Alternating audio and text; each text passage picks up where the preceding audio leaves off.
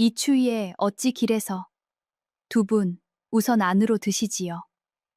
한겨울 새벽 길가에 쓰러진 늙은 거지 노부부에게 손을 내밀이는 마을 끝 작은 초가에 홀로 사는 27 청산과부 한 사람뿐이었습니다. 시집 오고 1년 반 만에 서방을 잃고 시댁에서 쫓겨난 처지.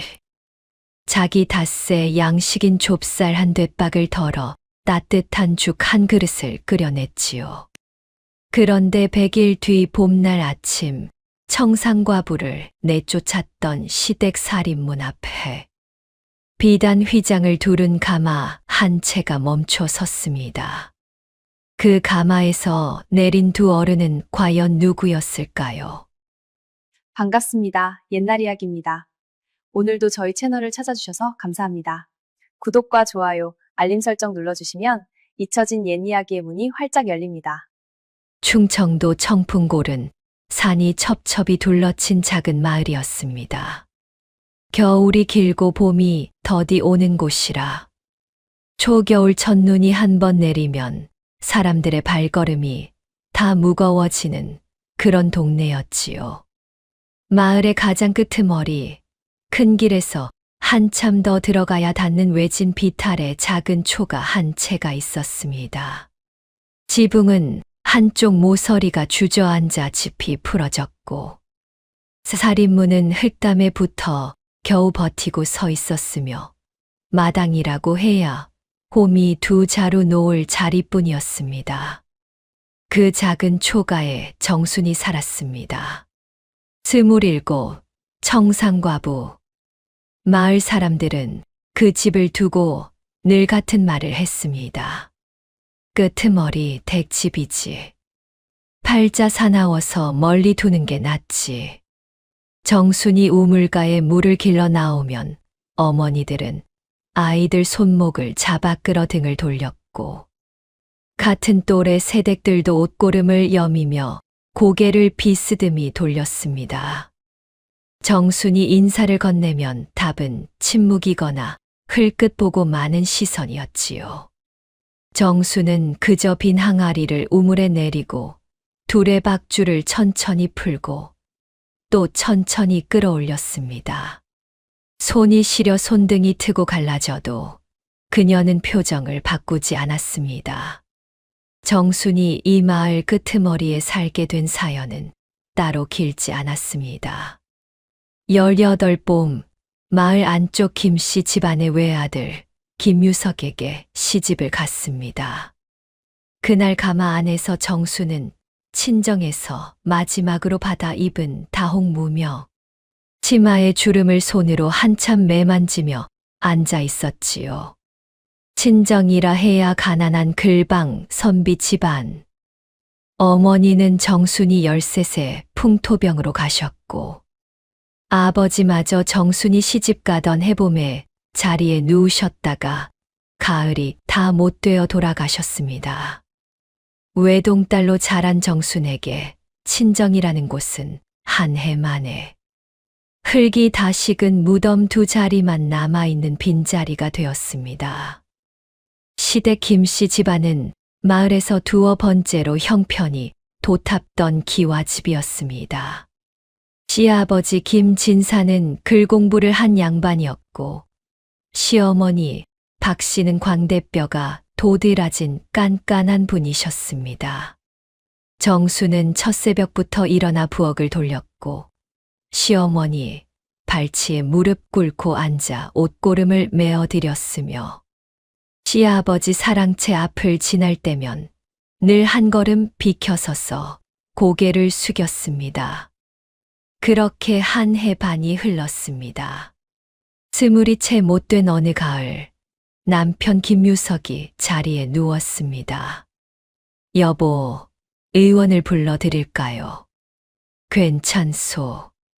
한 며칠 누웠다 일어나면 될 일을. 김유석은 본래 몸이 약했습니다.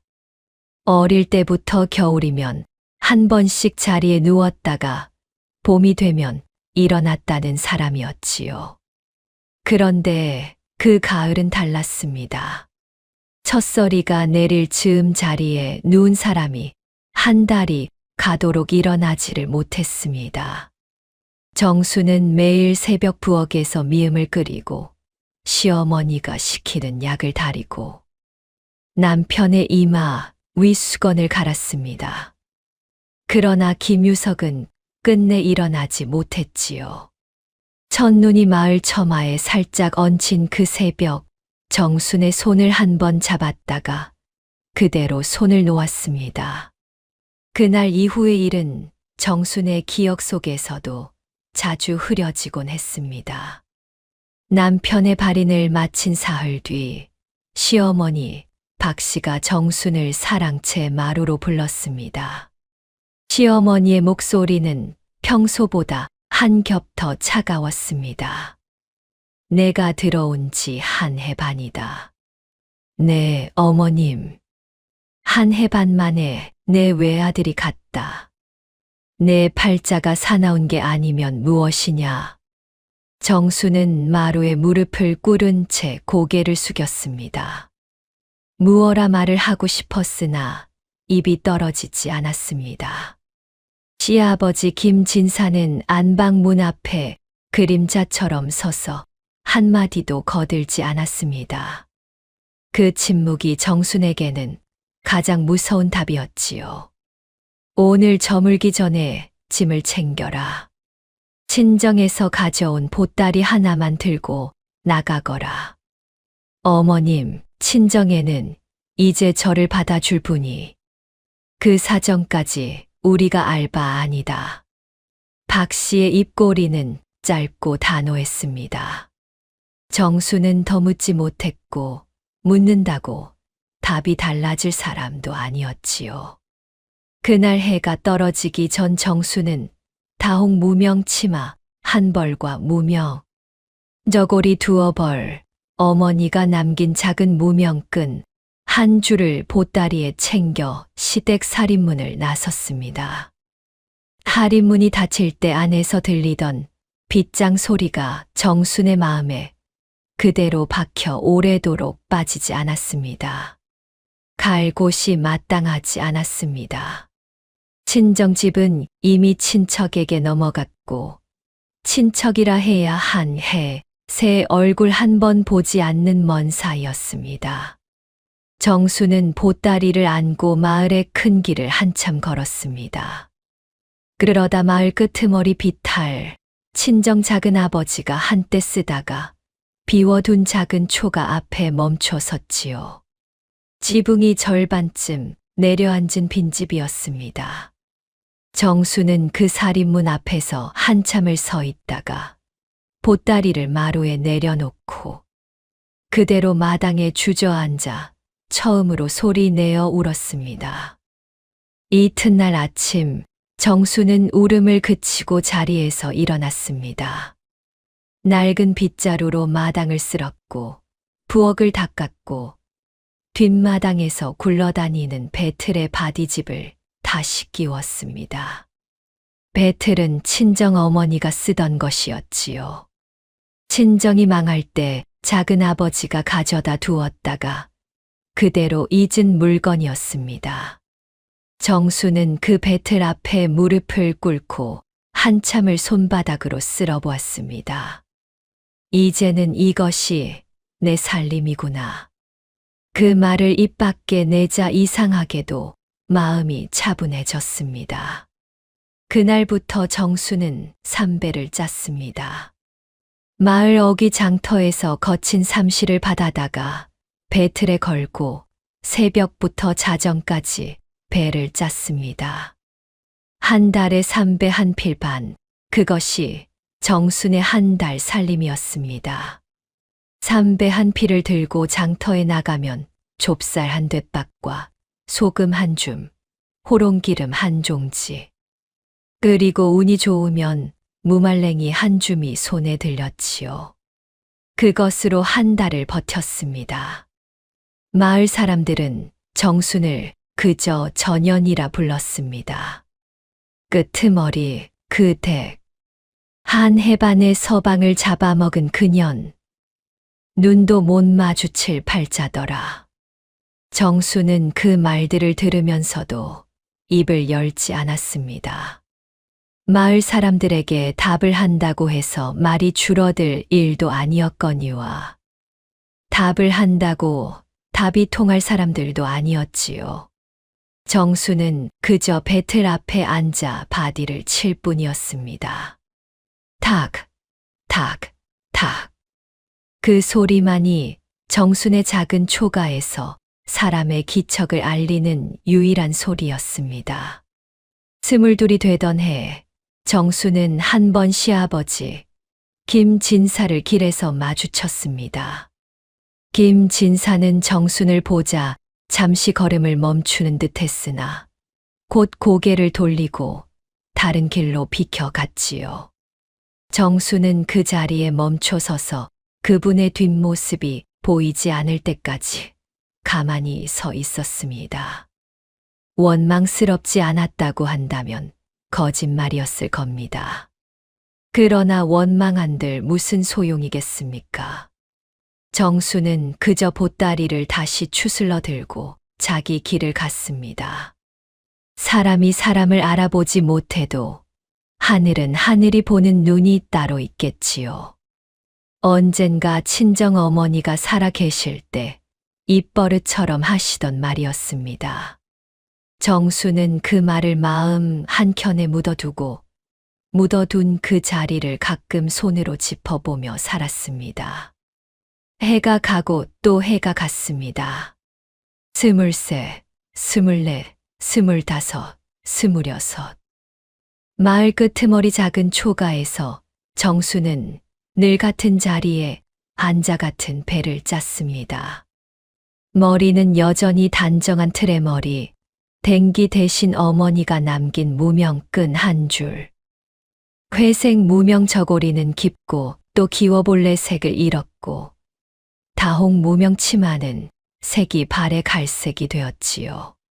그러나 정순의 등은 늘 곧았습니다.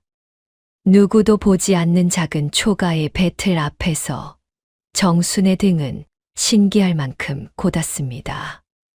그리고 그해 겨울이 왔습니다. 정순이 27이 되던 그해 겨울은 청풍골 사람들이 두고두고 입에 올릴 만큼 매서운 겨울이었습니다. 소설 무렵부터 첫눈이 내려 그 눈이 그대로 처마에 얼어붙더니 동지가 되기도 전에 마을 우물 두레박이 얼었습니다. 산자락에서 내려오는 바람이 살인문을 흔들었고 밤이면 초가의 흙벽이 살얼음처럼 차가웠습니다. 정수는 배틀에 앉아도 손가락이 고바바디가 잘 잡히지 않았습니다. 호롱불 심지를 하루 한치만 태우고 좁쌀은 평소의 절반만 떠서 죽을 끓였지요. 그래도 그해 겨울은 길었습니다. 밤이 깊어 배틀 앞에서 졸다가 깰 때면 정수는 어둠 속에서 가만히 자기 손을 들여다보곤 했습니다. 손등에 살갗이 트고 갈라져 핏자국이 마른 곳이 군데군데 있었습니다.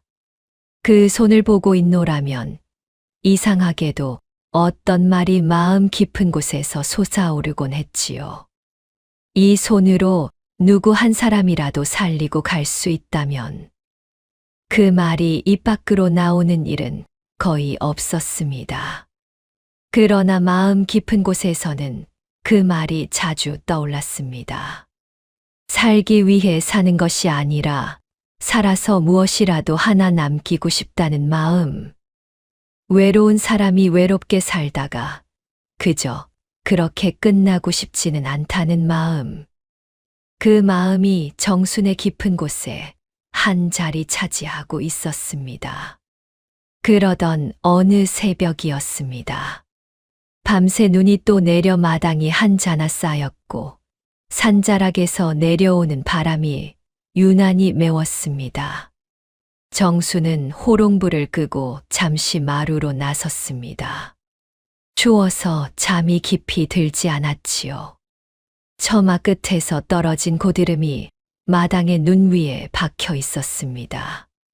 정수는 그것을 가만히 내려다보다가 문득 마을 어귀 쪽 큰 길 방향으로 시선을 돌렸습니다.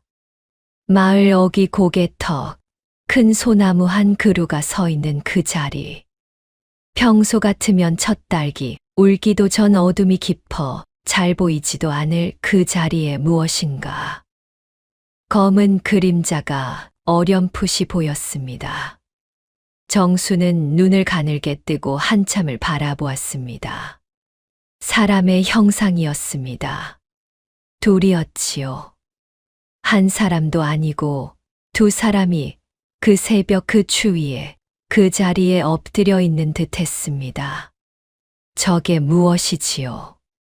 정순의 입에서 짧은 한마디가 흘러나왔습니다. 처음에는 짐승의 사체인가도 싶었습니다. 다음에는 무거운 짐을 진 길손이 잠시 쉬어가는 것인가도 싶었지요. 그러나 어느 쪽이라 해도 첫 딸도 울지 않은 새벽 그 자리에 그렇게 오래 머물 형상은 아니었습니다. 정수는 잠깐 망설였습니다. 마을 끄트머리에서 마을 어귀 고개턱까지는 한참 걸어 나가야 하는 거리였고, 마을 사람들이 보면 또 한 번 입에 오를 일이었습니다. 그러나 정순의 발은 이미 마당에 눈을 밟고 있었지요. 저고리 위에 누비 속옷을 한 겹 더 끼워 입고 머리에 무명 두건을 메고 집신을 신은 그 발이 살인문을 나섰습니다. 새벽바람이 정순의 옷자락을 매섭게 잡아챘습니다. 정순은 옷고름을 한 번 다잡고 마을 안쪽이 아니라 마을 어귀 쪽으로 걸음을 옮겼습니다. 한 걸음, 또 한 걸음. 발자국이 한자 깊이 눈 속에 박혔지요. 그날 새벽 그 한 걸음이 정순의 평생을 가르는 첫 걸음이 될 줄은 정순 자신도 미처 알지 못했습니다. 눈 위에 박힌 발자국을 한 발 한 발 밟으며 정순은 마을 어귀를 향해 걸었습니다. 손에 든 호롱은 진작에 꺼졌고 다만 새벽 어스름이 산자락 위에 옅게 번지고 있어 길은 겨우 짚을만 했지요. 마을의 작은 살인문들은 모두 닫혀 있었습니다. 달도 울지 않은 시각, 바람만이 처마 밑을 핥고 지나갔습니다. 마을 어귀 고개턱이 가까워질수록 정순의 발걸음이 자연히 빨라졌습니다. 큰 소나무 한 그루가 서 있는 그 자리.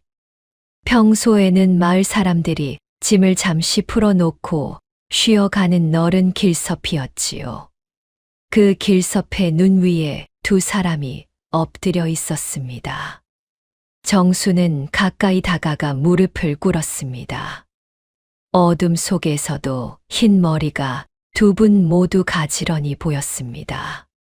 한 분은 등을 둥글게 굽혀 다른 한 분을 감싸 안듯 누워 계셨고, 그 안에 더 작은 한 분이 안기듯 웅크리고 계셨습니다. 어르신, 어르신. 정수는 떨리는 손으로 바깥쪽 어른의 어깨를 살짝 흔들었습니다. 정신 차리시지요, 어르신. 겨울옷이라고 하기에는 너무 얇은 무명 두루마기였습니다. 수솜이 다 빠져 흙빛깔이 된 옷, 군데군데 헝겊 조각이 누덕누덕 기워진 옷이었지요. 옷고름은 풀어져 눈에 묻혀 있었고 집신 한 작은 끈이 풀려 발에서 반쯤 벗겨져 있었습니다. 그러나 그 마른 손가락 마디는 굵었으나 손등의 살갗은 정갈했습니다. 그리고 등이 곧았지요. 정순이 어깨를 흔드는데도 늙은 어른의 등은 아직도 안쪽 분을 감싸 안듯 그 자세 그대로 굳어 있었습니다. 살아 계시는지요? 어르신 한마디만이라도 희미한 신음이 들렸습니다. 춥구나. 그 한마디가 정순의 가슴 한복판을 때렸습니다. 정순은 자기도 모르게 입을 열었습니다. 이 추위에 어찌 길에서 두 분 우선 안으로 드시지요. 새벽 바람을 가르고 정순의 목소리가 짧게 흘러나왔습니다. 정순은 자기 어깨에 두르고 있던 누비 속옷을 풀어 안쪽 할머니의 어깨에 덮어드리고 무명 두건을 풀어 할아버지의 머리에 둘러드렸습니다. 자기 어깨 위에는 얇은 무명 저고리만 남았지요.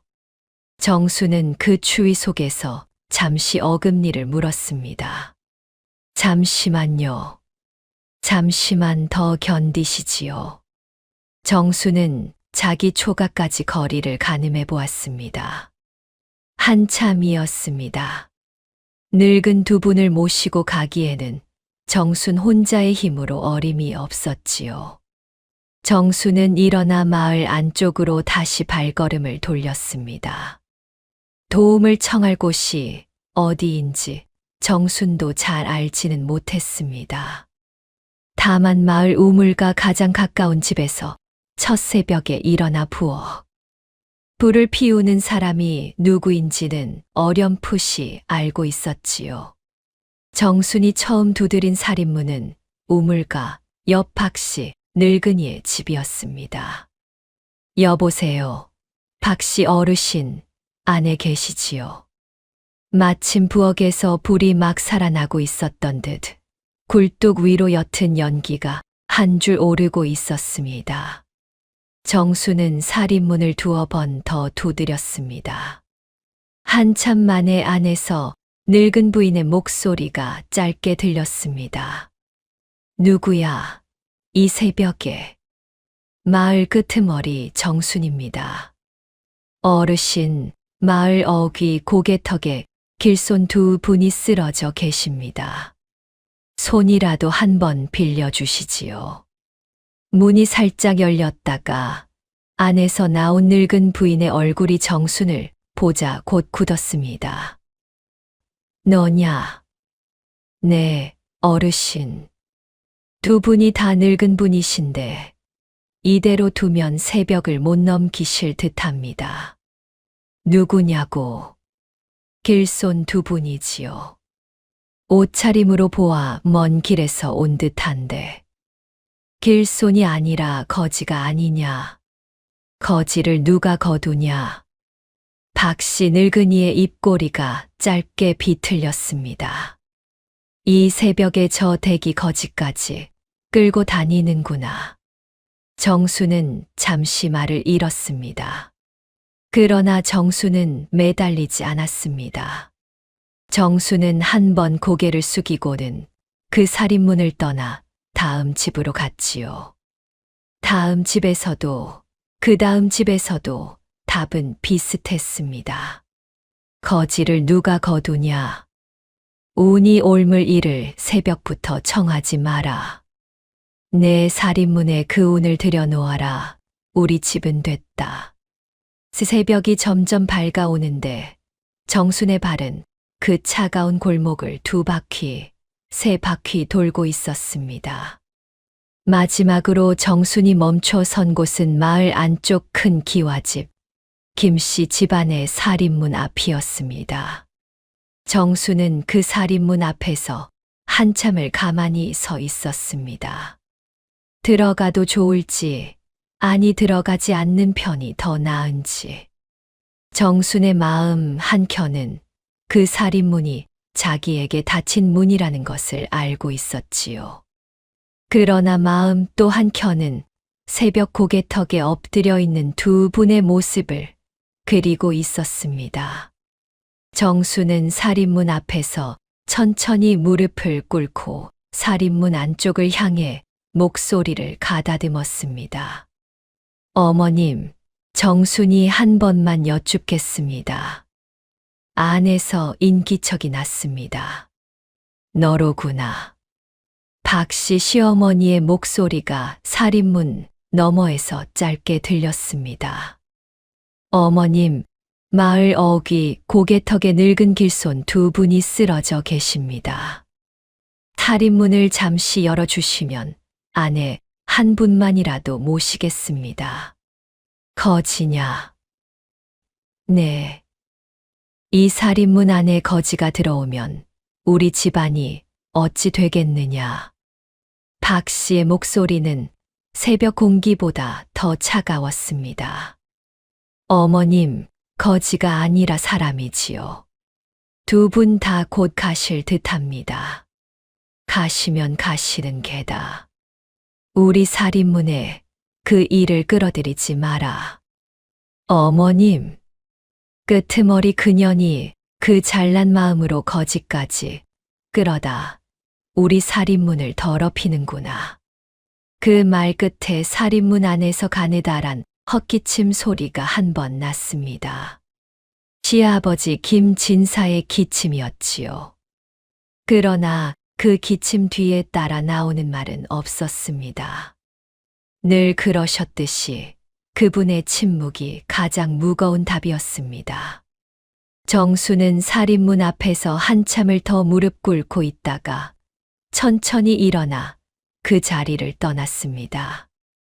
더는 매달리지 않았습니다. 내가 모셔야겠다. 정순의 입에서 짧은 한마디가 흘러나왔습니다. 정수는 마을 어귀로 다시 발걸음을 옮겼습니다. 새벽이 거의 다 밝아 산자락 위로 빛이 한 자락 넘어오고 있었습니다. 고개턱 큰 소나무 아래 두 분은 아까보다 더 작아 보였습니다. 정수는 자기 누비 속옷을 다시 두 분에게 잘 둘러드리고 자기 등을 굽혀 우선 할머니부터 들쳐 업었습니다. 어르신, 잠시만 제 등에 기대시지요. 할머니는 신음 한 번 내지 않으셨습니다. 그저 정순의 등에 가벼운 천처럼 얹히셨지요. 마른 체구였습니다. 집 한 단보다 가벼운 체구였지요. 정수는 그 작은 등을 한 손으로 받치고 다른 한 손으로 할아버지의 손을 잡았습니다. 어르신, 일어나실 수 있겠는지요? 제 손을 잡고 한 발만 떼시지요.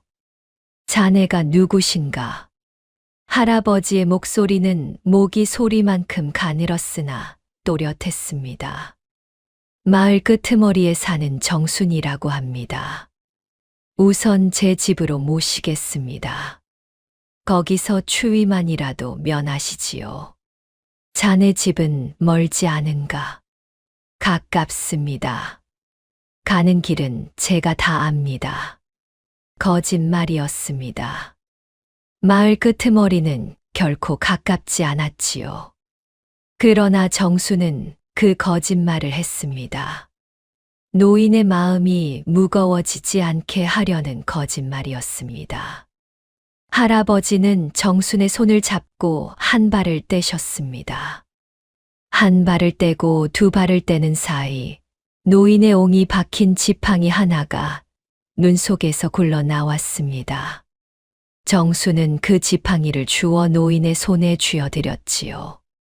그 손이 지팡이를 잡는 모습이 어쩐지 정순의 마음에 잠깐 걸렸습니다. 거지의 손이 지팡이를 잡는 손이라기에는 그 손가락의 마디가 너무도 정확했습니다. 이 지팡이 어디서 얻으셨는지요? 길에서 주웠지. 네. 정수는 더 묻지 않았습니다. 묻지 않는 편이 그분의 마음에 편하실 듯해 묻지 않았지요. 마을 안쪽 골목을 지날 때 마을 사람들이 하나둘 살인문 틈으로 정순을 내다보았습니다. 저것 좀 봐라. 전현이 또 거지를 끌고 들어가는구나. 제 입에 풀칠도 못하면서. 운이 옮으면 우리 마을이 먼저 망한다. 두 분 다 죽어나가면 저 댁이 묻어야 할 텐데. 목소리들이 살인문 틈으로 새어나와 정순의 등에 그대로 박혔습니다. 정순은 듣지 않은 척하며 한 발 한 발 발걸음을 옮겼습니다. 등에 업힌 할머니의 가벼운 숨소리, 손에 잡힌 할아버지의 떨리는 손길. 그것만이 정순의 귀에 들리는 소리였지요. 미안하구나, 자네에게. 할아버지의 목소리가 정순의 등 뒤에서 짧게 들렸습니다. 미안하지 마시지요. 제 살인문은 본래 그리 좁습니다. 그러나 사람 한 분 더 들어오실 자리는 늘 있는 자리이지요. 자네 살인문 안에 우리가 들어가면 자네가 더 시끄러워진다. 어르신, 시끄러운 것은 저들의 입이지 제 마음이 아닙니다. 할아버지는 잠시 말을 잃으셨습니다. 정순도 더는 말을 잇지 않았지요. 다만 마을 안쪽을 다 지나 마을 끄트머리 비탈에 들어설 때 할아버지는 정순의 등에 업힌 할머니를 향해 짧게 한마디 하셨습니다. 여보, 우리가 한 번 살아본 마을 중에 가장 따뜻한 살인문에 들은 듯하구려. 그러게요, 영감. 할머니의 목소리가 정순의 등 뒤에서 가벼운 한숨처럼 새어 나왔습니다. 정순은 그 두 분의 짧은 대화를 등 뒤로 흘려 들으면서 한 걸음을 더 옮겼지요. 마을 끄트머리 작은 초가의 살인문이 정순의 발 앞에 드러났습니다. 두 분, 이제 제 살인문이옵니다. 정순은 자기 살인문을 한 손으로 밀어 열었습니다. 누구도 들지 않던 살인문, 누구도 들이지 않은 살인문. 그 살인문이 그날 새벽 처음으로 두 사람의 손님을 받아들였습니다. 정수는 마루 위에 할머니를 우선 내려드리고 부엌에 마른 집단을 한 줌 가져와 방 아랫목에 넣고 불을 살렸습니다. 호롱불을 새로 켜고 자기 배틀 옆 한 귀퉁이에 늘 두던 마른 무명 이불을 꺼내 두 분의 어깨에 덮어드렸지요. 두 분, 우선 몸부터 녹이시지요. 자네 이불을 우리에게 다 주면 자네는 어찌 자려느냐. 저는 배틀 앞에서 자도 됩니다. 본래 그리 자던 사람이지요. 정수는 작은 등잔불 하나를 두 분의 머리맡에 가만히 놓아드리고 부엌으로 나갔습니다. 부엌 실ong 위에는 좁쌀 한 뙑박이, 그날 아침의 양식 전부였지요. 정수는 그 뙑박을 가만히 들여다보았습니다. 한참을 들여다보았지요. 그러고 나서 그 뙑박을 그대로 들고 붓두막 위에 올렸습니다. 한 뙑박이라도 두 분이 사시면 저도 사는 게지요. 작은 부엌 안에서 정순의 입에서 나온 그 한마디는 어둠 속에 가만히 떨어져 어둠이 그것을 받아 안았습니다. 부엌의 가마솥 위로 김이 처음 한 줄 오르기 시작한 시각, 마을 끄트머리 작은 초가의 첫 번째 아침 끼니가 비로소 시작되고 있었습니다. 정수는 좁쌀 한 뙑박을 붓두막 위에 올려놓고 한참을 가만히 들여다보았습니다. 본래 이 한 뙑박은 정순이 닷새를 버틸 양식이었지요. 한 끼에 두 줌이면 묽은 죽 한 사발, 두 끼면 좁쌀밥 한 공기. 정수는 평소 한 끼만 먹고 한 끼는 흰물 한 사발로 넘기는 습관이 있었으니 이 한 뙑박이면 닷새가 길지 않게 갔습니다. 다음 장이 사흘 뒤였고 사흘 뒤에 삼배 한 필이 맞춰지면 그 삼배를 들고 장에 나가 다시 좁쌀 한 뙑박을 받아 올 셈이었지요. 그것이 정순의 한 달 살림 흐름이었습니다. 그런데 오늘 아침 살인문 안쪽 방 아랫목에 두 분의 손님이 누워 계셨습니다. 두 분이 사흘이라. 정수는 입속으로 그 말을 한번 굴려보았습니다. 한 뙑박을 두 분에게 다 드린다 해도 두 분이 한 끼에 죽 한 사발씩이면 사흘이면 떨어집니다. 그 사흘 뒤에 맞춰 놓은 삼배 한 피를 들고 장에 나간다 해도 두 분의 약값까지 더해 받아 오기에는 한 필로는 어림이 없었지요. 정수는 붓두막 앞에 잠시 쪼그려 앉아 마음속으로 가지고 있는 것을 하나하나 헤아려 보았습니다. 좁쌀 한 뙑박, 소금 한 줌, 호롱기름 한 종지, 무말랭이 5가닥, 그리고 배틀에 걸려있는 삼배 절반 짜인 한 필. 그것이 전부였습니다. 그래도 한 뙑박은 한 뙑박이지요. 정수는 마음 한구석에서 솟아나는 한 줄 결심을 그렇게 짧게 마무리했습니다. 좁쌀을 한 줌 떠서 가마솥에 넣고 물을 2사발 부었습니다. 죽이라기에는 묽고 마실 물이라기에는 걸쭉한 그런 농도. 정수는 마른 집단으로 불을 살리고 부지런히 솥안을 저었지요. 김이 한 줄 오르고 좁쌀 알갱이가 부풀어 오르기 시작했습니다. 정수는 거기에 소금 한 자밤을 떨구고 무말랭이 한 가닥을 잘게 잘라 넣었습니다. 그것이 정순이 만들 수 있는 가장 든든한 한 끼였습니다. 좁쌀죽이 끓어오르는 동안 정수는 방 안 노부부의 기색을 살폈습니다. 할머니는 아랫목 가장 안쪽 자리에 누워 계셨고 할아버지는 그 곁에 비스듬히 기대어 앉아 계셨습니다. 호롱불 빛에 비친 두 분의 얼굴은 더 이상 새벽 어둠 속의 검은 그림자가 아니었지요. 늙으신 얼굴이지만 두 분 다 깊고 단정한 인상이었습니다. 흰 눈썹, 흰 수염, 흰 백발. 그러나 그 흰빛이 그저 늙음의 흰빛이라기에는 어딘가 결이 달랐습니다. 정수는 그 결의 다름을 잠깐 마음에 걸었으나 곧 마음에서 내려놓았습니다. 그것을 묻고 따질 자리가 아니었지요. 우선 살리는 것이 먼저였습니다.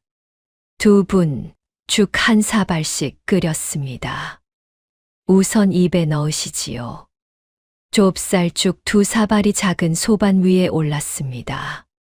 정수는 그 소반을 받쳐 들고 방으로 들어가 두 분의 머리맡에 내려놓았지요. 자네 몫은 어디 있는가?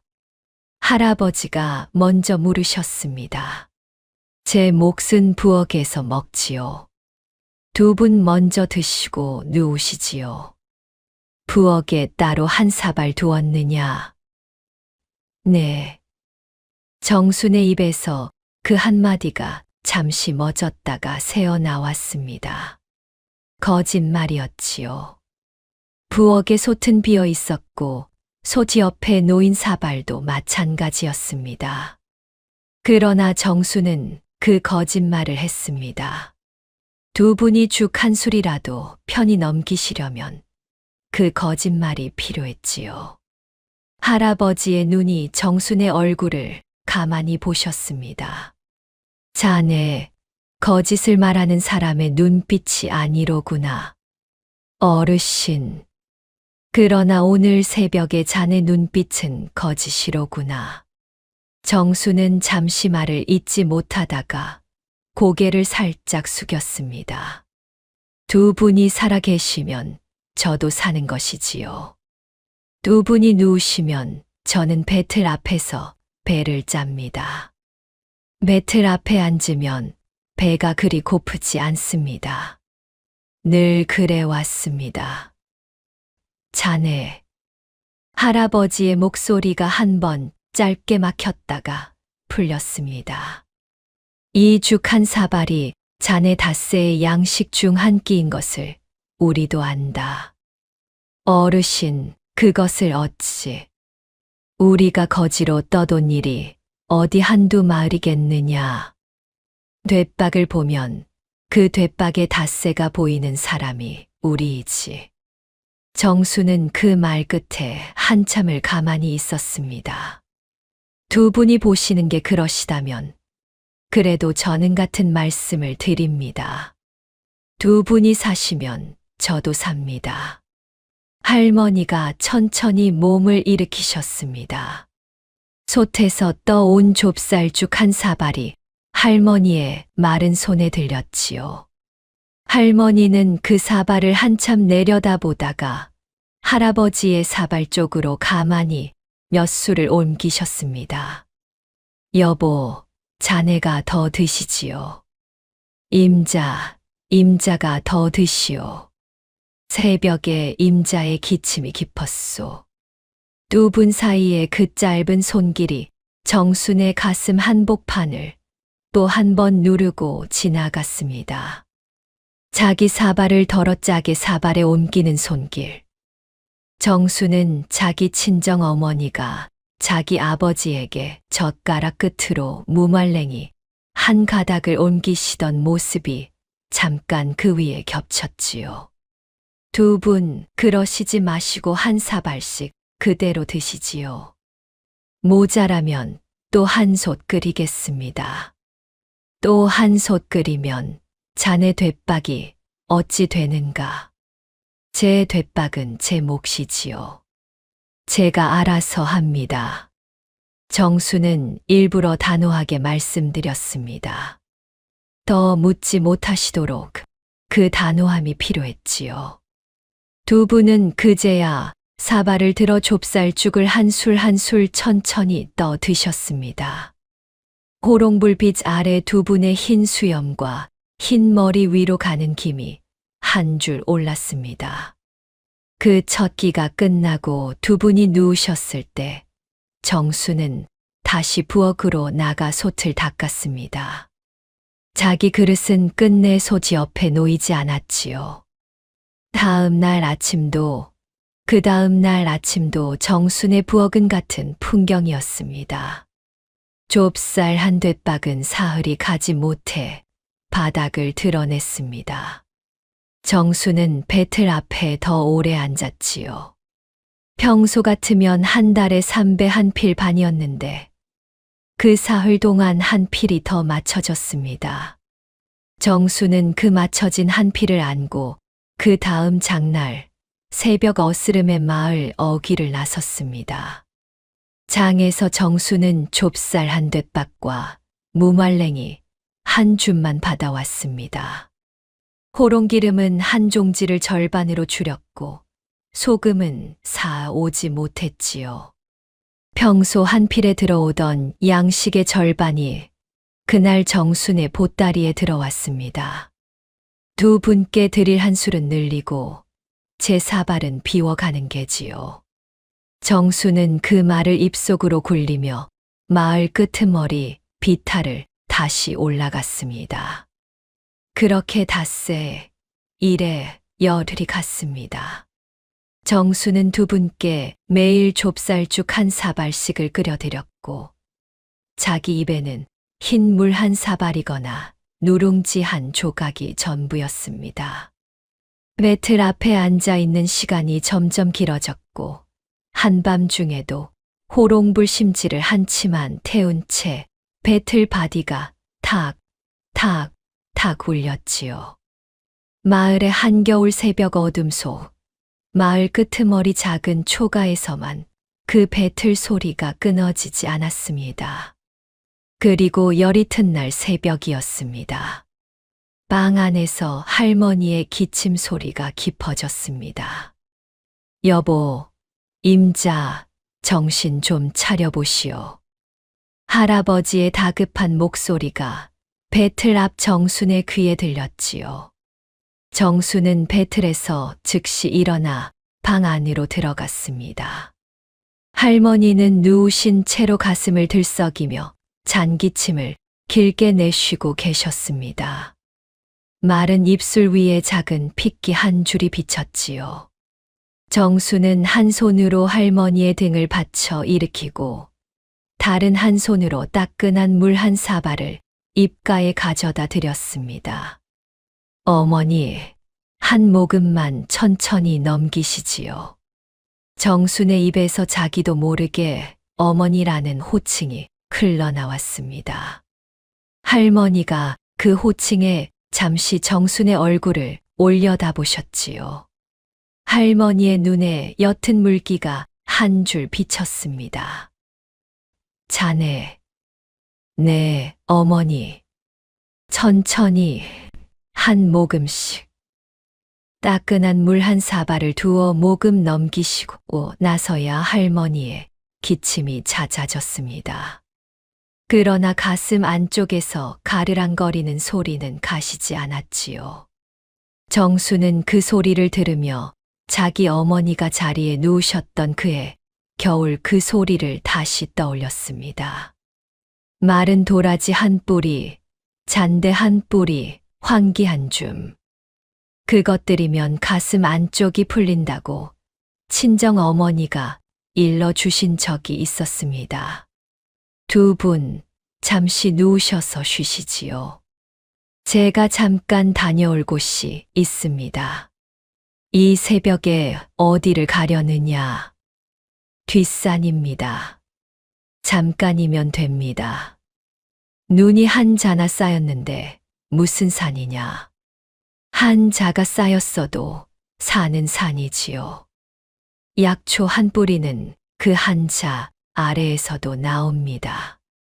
정수는 자기 무명 두건을 다시 메고 집신 위에 새끼줄을 둘러 미끄러지지 않도록 했습니다.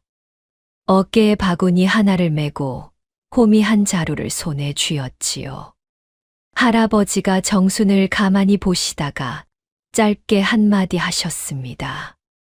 자네 손이 이미 트고 갈라졌는데 산에서 또 트면 그 손이 어찌 되겠느냐. 손이 트고 갈라지면 또 트고 갈라지는 게지요.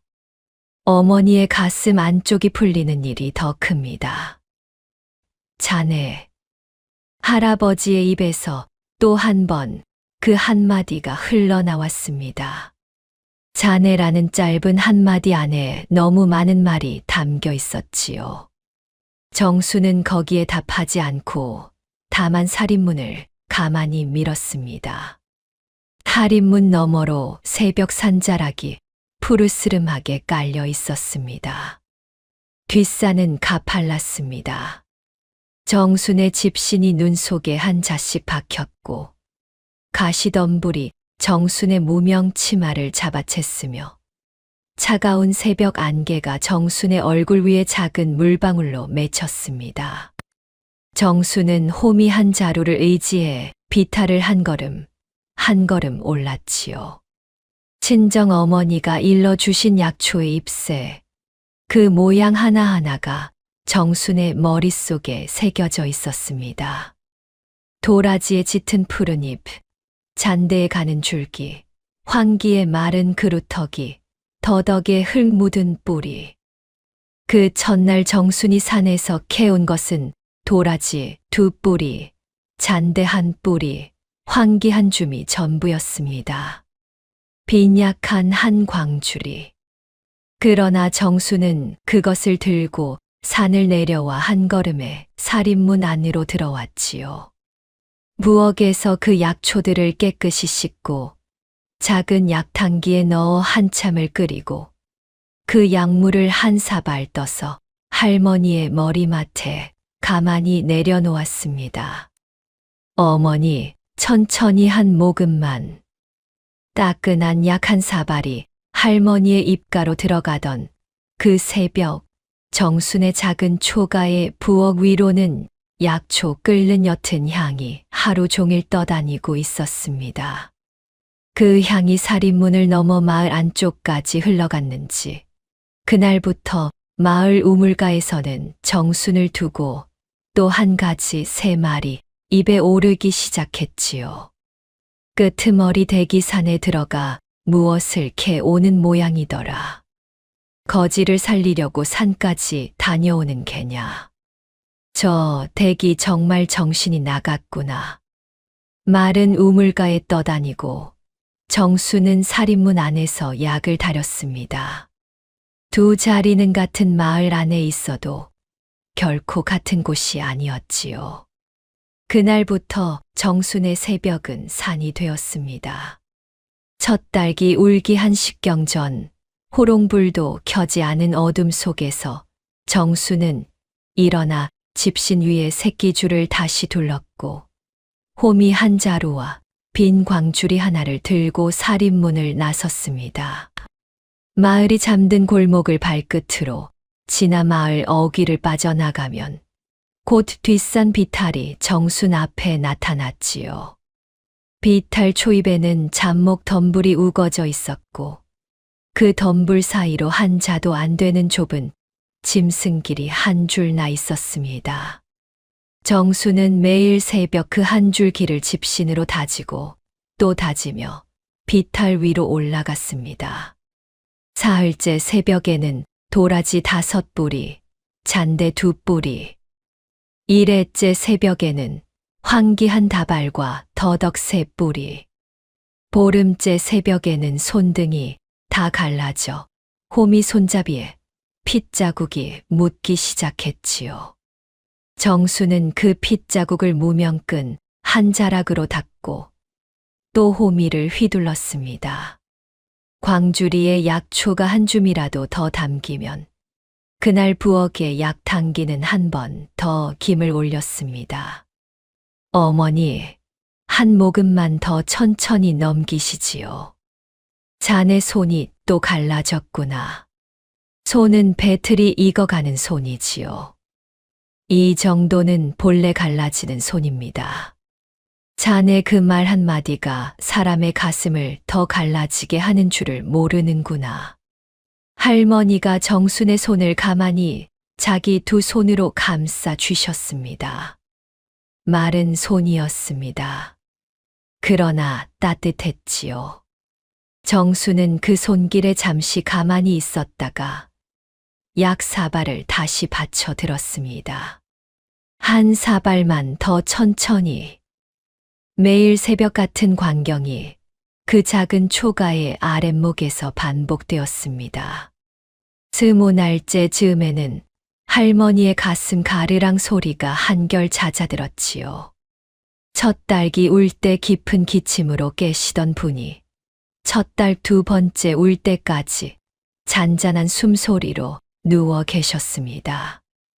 한 달째 즈음에는 자리에서 일어나 앉아 무명 저고리의 옷고름을 손수 매시는 모습을 보이셨고 40날 즈음에는 마루까지 천천히 걸어 나오시기도 하셨지요. 할아버지의 기색도 함께 좋아지셨습니다. 처음 사흘 동안은 자리에 누워 천장만 바라보시던 분이 일회째에는 배틀 옆에 앉아 정순이 배 짜는 모습을 가만히 들여다보시기 시작했습니다.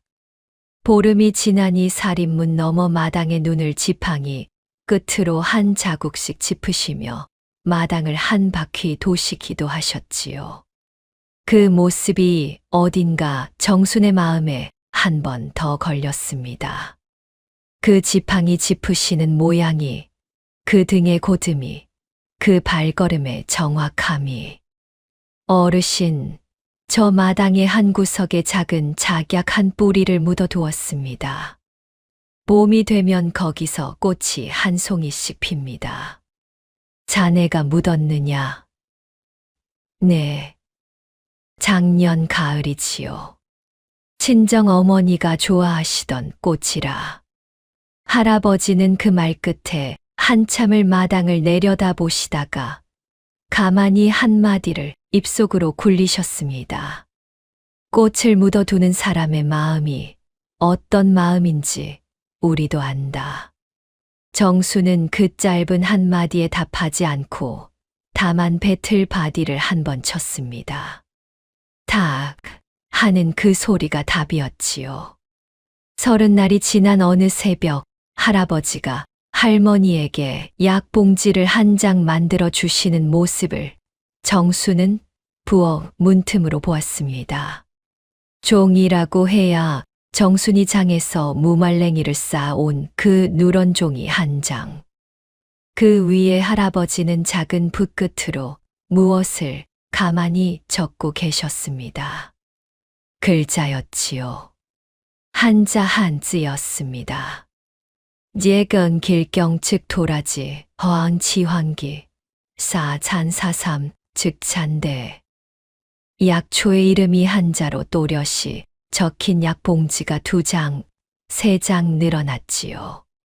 정수는 그 모습을 잠깐 보았다가 부엌으로 다시 돌아섰습니다.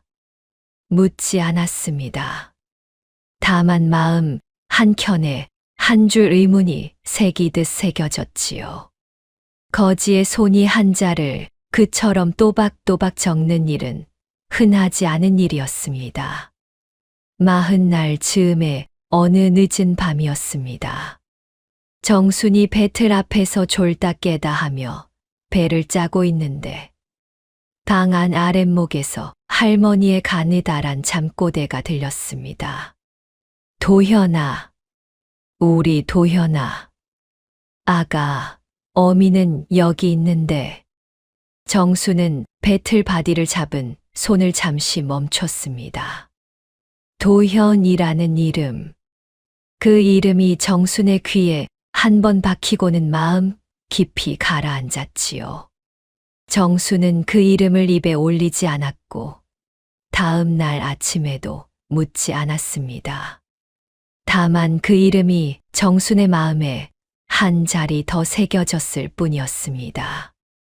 주린날 즈음의 아침 할아버지가 배틀 앞 정순의 곁에 천천히 앉으셨습니다. 자네, 네, 어르신. 자네 사연을 한번 들려주지 않으련가. 정수는 배틀 바디를 잡은 손을 가만히 멈추고 잠시 말없이 있었습니다. 어르신, 제 사연이라야 마을 사람이면 다 아는 사연이지요. 부끄러워 따로 들려드릴 것은 없습니다. 마을 사람이 아는 사연과 자네가 사는 사연이 같은 것이라고 우리가 어찌 믿느냐. 정수는 한참을 말하지 못했습니다.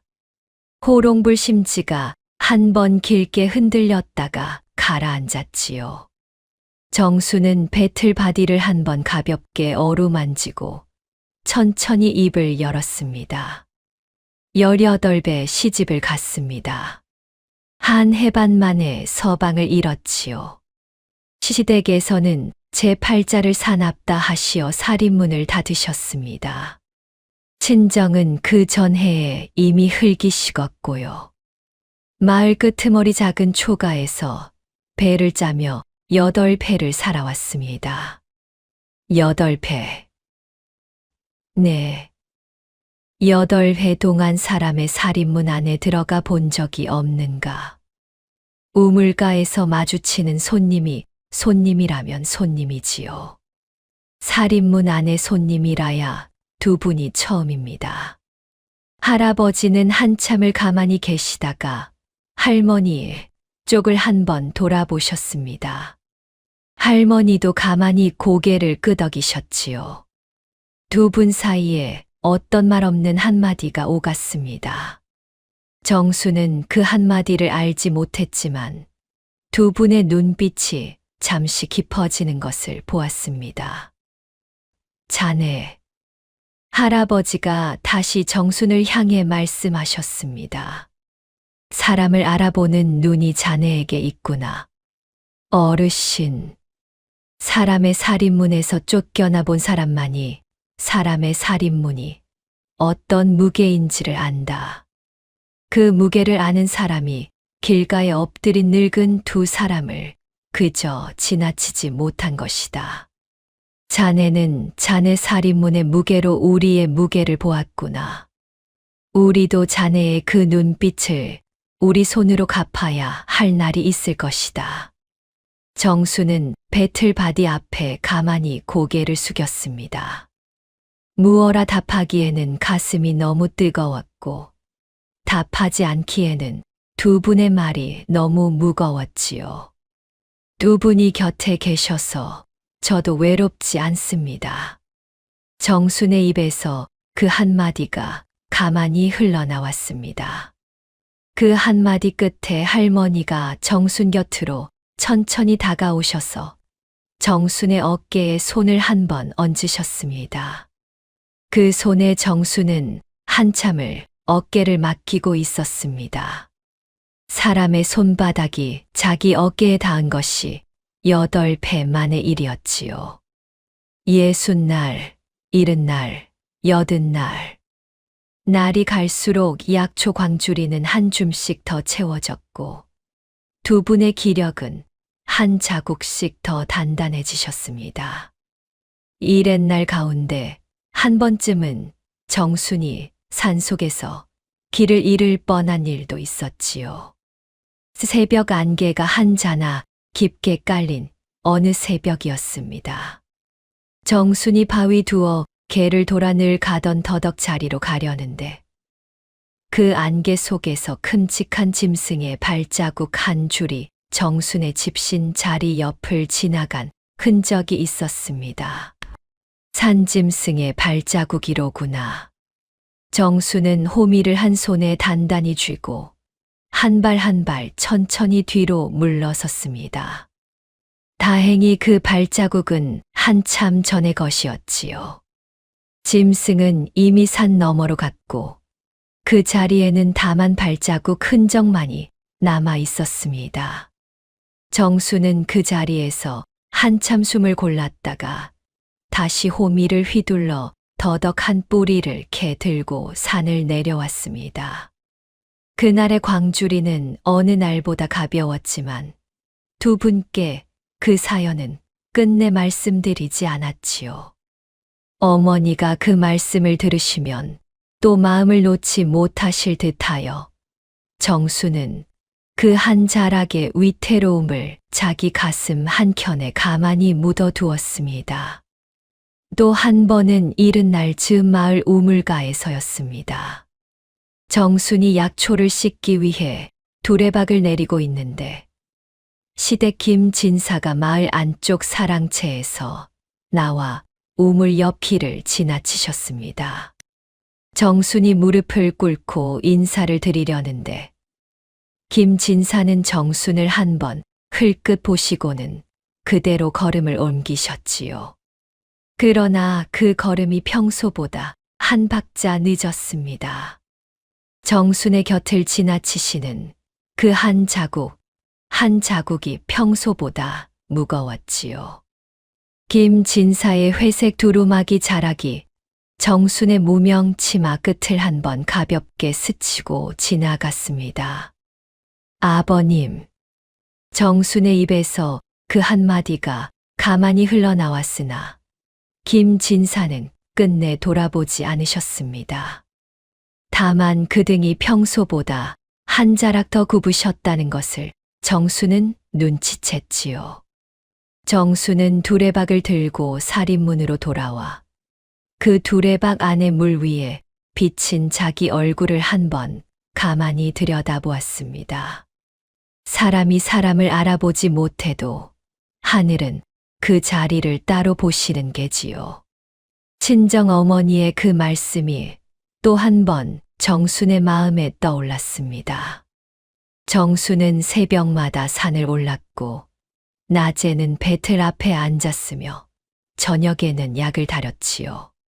자기 몫의 한 끼는 여전히 흰물 한 사발이거나 누룽지 한 조각이었으나 정순의 두 볼이 그 사이 더 야위었다는 것을 정순 자신은 잘 알지 못했습니다. 다만 두 분의 두 볼이 그 사이 한결 살이 오르신 것을 정순은 알아챘지요. 그것이 정순에게는 가장 큰 보람이었습니다. 아흔날 즈음 산자락 그늘에 머무르던 눈이 처음으로 한 자락 녹기 시작했습니다. 뒷산 비탈의 눈 한쪽이 흙빛을 드러내고 그 흙빛 위로 마른 잡풀의 새순이 가는 푸른빛을 들이밀기 시작했습니다.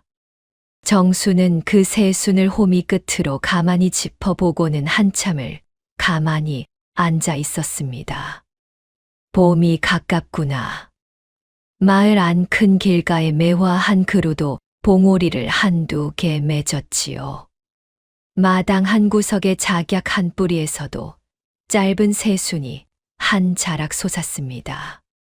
정수는 그 새순을 한참 들여다보다가 살인문 안쪽을 한번 돌아보았습니다. 마루 위에 두 분이 가만히 앉아 계셨습니다. 회복하신 두 분의 등이 그 마루 위에서 곧고 단정해 어딘가 그 작은 마루가 더 이상 작은 마루가 아닌 것처럼 느껴지는 그런 봄 새벽이었지요. 정수는 약초 광주리를 들고 살인문 안으로 들어갔습니다. 그날 광주리에는 도라지 한 뿌리와 더덕 한 뿌리, 그리고 마른 잡풀 사이에서 정순이 처음 본 자그마한 봄나물 한 줌이 함께 담겨 있었습니다.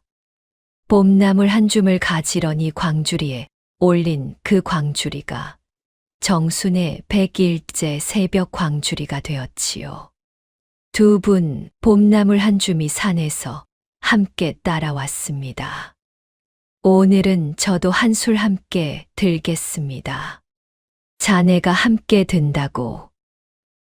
네. 두 분이 한술 들으시면 저도 한술 들겠습니다. 봄나물은 봄에 함께 드는 것이 약이니까요. 할머니가 그 말 끝에 가만히 미소를 한 자락 보이셨습니다. 정순이 그 작은 초가에 들어본 첫 미소였지요. 할아버지도 가만히 고개를 한번 끄덕이셨습니다. 그날 아침에 작은 소반 위에는 좁쌀죽 2사발과 봄나물 한 종지, 그리고 정순의 사발 하나가 처음으로 함께 놓였습니다. 정순의 작은 초가 부엌이 비로소 세 사람의 부엌이 되는 그 첫 아침이었습니다. 산자락 위로 봄볕 한 자락이 길게 들어왔습니다. 그 봄볕 끝에서 한 가지 보이지 않는 발걸음 소리가 가만히 다가오고 있었지요. 정수는 그것을 아직 알지 못했습니다. 다만 자기 손을 한번 들여다보고는 손등에 갈라진 자국을 가볍게 닿는 듯한 봄의 첫 햇살에 잠시 눈을 감았습니다. 봄이 오고 있었습니다. 백날을 넘기고도 정순의 새벽 산행은 그치지 않았습니다. 봄볕이 산자락에 내려앉기 시작했다고는 하나 두 분의 기력이 한꺼번에 돌아오는 것은 아니었지요. 도라지와 더덕이 자라는 자리는 한층 깊어졌고 정순의 광주리는 그만큼 더 무거워졌습니다. 다만 한 가지가 달라졌습니다. 정순이 산을 오르내리는 그 비탈길 옆에서 매일 새벽 한두 송이씩 새 나물의 새순이 솟아오르고 있었지요. 봄나물 한 줌을 광주리 한 구석에 함께 담아오면 그날 저녁의 작은 소반은 한결 더 풍성해졌습니다. 그 무렵부터 정수는 두 분에 대해 한 가지 의문을 품게 되었습니다. 처음 발견했을 때부터 어렴풋이 마음 한켠에 걸려 있던 것이 한둘이 아니었습니다. 단정한 손, 고든 등, 노쇠한 얼굴 위로 흔들림 없는 눈빛, 한자 한자를 또박또박 적으시는 손끝, 잠결에 부르시는 외아들의 이름, 거지, 옷 안에서 흘러나오시는 양반 어휘들. 여보, 임자가 오늘 새벽엔 자리에서 일어나는데 한결 가벼운 듯하구려. 네, 영감. 자네 정순이 정성이 들어간 약이 좋은 약이지요. 그 정성이 좋은 약이지 약초 그 자체가 좋은 것은 아니라네. 그 말씀이 옳습니다. 두 분이 마루에서 나누시는 짧은 말 사이에는 평소 시골 어른들이 잘 쓰지 않는 말투가 한 자락씩 섞여 있었습니다.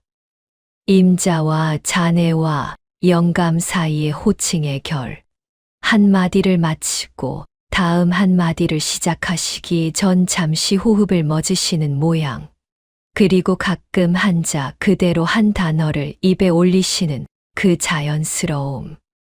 시골 마을의 평범한 어른들의 말투와는 어딘가 결이 다른 그런 결이었지요.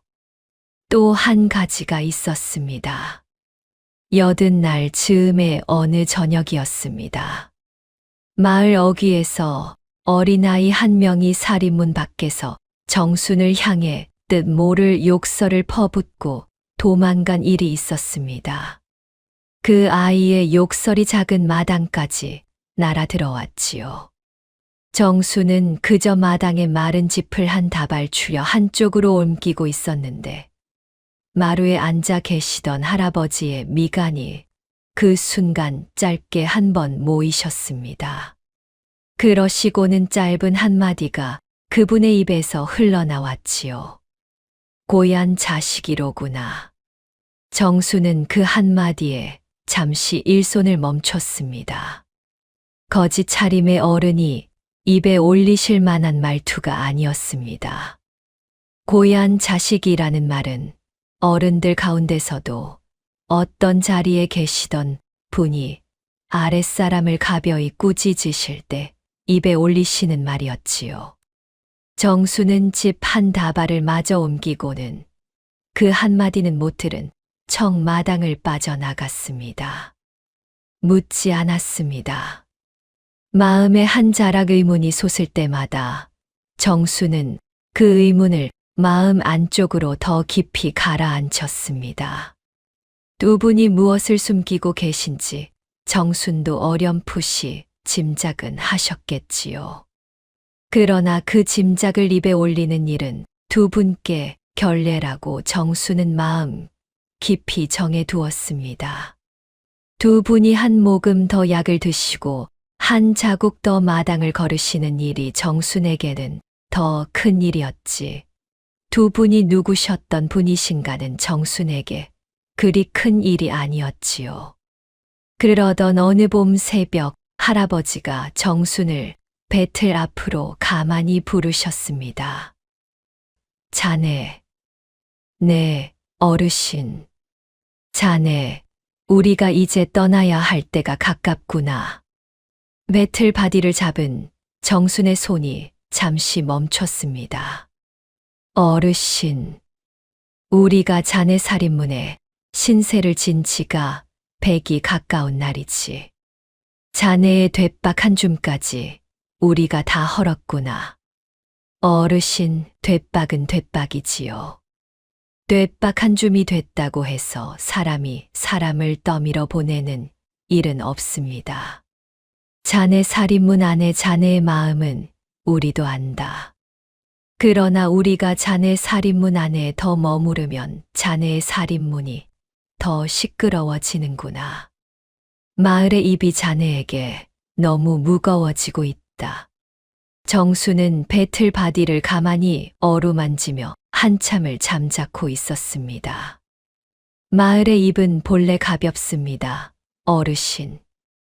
가벼운 입에 무거운 마음을 더하는 일은 어울리지 않는 일이지요. 두 분 곁에 더 계셔 주십시오. 한 닷새만이라도, 한 열흘만이라도. 자네. 할아버지의 입에서 또 그 한마디가 흘러나왔습니다. 그 자네라는 한마디 안에 담긴 것이 무엇인지 정수는 점점 그 무게를 짐작하게 되었습니다. 한 닷새만이라도 두 분이 더 곁에 계셔 주시지요. 봄나물이 한층 더 자랄 때까지만이라도. 봄나물 한 종지를 두 분이 함께 드시는 그 모습 한 번만 더 보고 싶습니다. 그 말이 우리의 발걸음을 잡는구나. 할아버지가 짧게 고개를 끄덕이셨습니다. 할머니도 정순의 곁에서 가만히 정순의 손을 한 번 잡으셨지요. 자네가 이제 우리에게 자네의 어머니이자 자네의 딸이로구나. 할머니의 그 한마디에 정순은 배틀 바디 앞에서 처음으로 어깨를 한 번 들썩였습니다. 그러나 눈물은 흘리지 않았습니다. 다만 두 분의 두 손에 자기 손을 한 번 더 가만히 얹었지요. 그 한 닷새는 정순의 작은 초가에서 가장 잔잔한 닷새였습니다. 첫째 날에는 할아버지가 마당에 작약 새순 옆에 앉으셔서 한참 동안 그 잎을 들여다보셨고, 둘째 날에는 할머니가 정순의 틀의 머리에 빠진 잔머리를 손수 정돈해 주셨습니다. 셋째 날 저녁에는 세 사람이 같은 소반에 둘러앉아 봄나물 한 종지에 좁쌀밥 한 사발씩을 함께 들었지요. 넷째 날 새벽에는 할아버지가 정순의 배틀 옆에서 한자 한자 한자를 종이 위에 적어 보여주셨습니다. 인연자였지요. 자네에게 잘 어울리는 글자이로구나. 어르신, 저는 글자를 잘 모릅니다. 글자를 모르는 사람이 그 글자대로 사는 일이 더 어려운 일이지. 자네는 모르고도 그대로 사는 사람이로구나. 다섯째 날 저녁 마당에 작약 새순이 한자나 솟아오른 모습을 보시고 할머니가 가만히 한마디 하셨습니다. 이 작약이 꽃 한 송이를 피울 때쯤이면 자네에게도 한 송이 일이 피어 있겠구나. 정수는 그 한마디의 뜻을 그때는 짚지 못했습니다. 다만 그 한마디 끝에 두 분의 눈빛이 또 한 번 깊어지셨다는 것만 알아챘지요. 그러나 그 한 닷새의 사이에도 마을의 일은 한 자락씩 더 무거워지고 있었습니다. 마을 우물가의 한 모서리에서 마을 살인문 안의 부엌에서 시댁 김씨 집안의 사랑채에서 정순을 두고 입에 오르는 말은 점점 그 결이 거칠어졌습니다. 끄트머리 대기 거지를 백날 거두었다더라. 백날 거두면 그 거지가 그 댁 살인문에 박혀 떠나지 않는다. 한 살인문에 거지 둘이 박히면 그 살인문이 어찌 살인문이냐.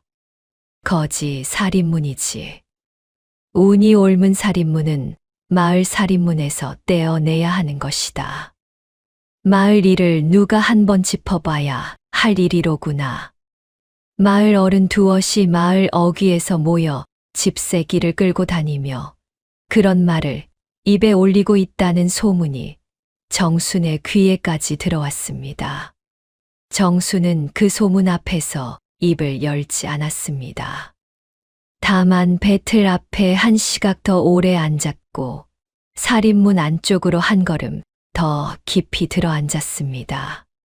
살인문 밖의 일은 살인문 밖의 일이라고 정수는 그렇게 마음을 닫았지요. 그러나 시댁 김씨 집안에서 한마디가 더 보태진 것은 그 며칠 뒤였습니다. 마을 우물가에서 박씨 시어머니가 목소리를 높이며 한마디를 내뱉었다는 이야기가 정순의 살인문 안까지 들어왔습니다. 전연이 거지까지 끌어들였구나. 우리 김씨 집안에서 내쫓기를 잘했구나. 저런 년이 우리 집안의 며느리로 남았으면 우리 집안 살인문도 진작에 거지 살인문이 됐을 것이다. 그 한마디가 마을 어귀를 한 바퀴 돌아 정순의 살인문 안으로 들어왔습니다.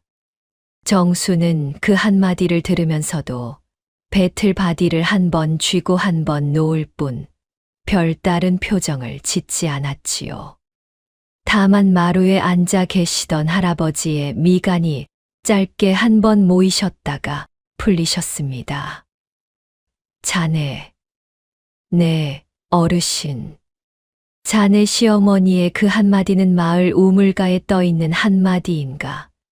아니면 자네 살인문 안까지 들어온 한마디인가? 어르신, 마을 우물가의 한마디이지요.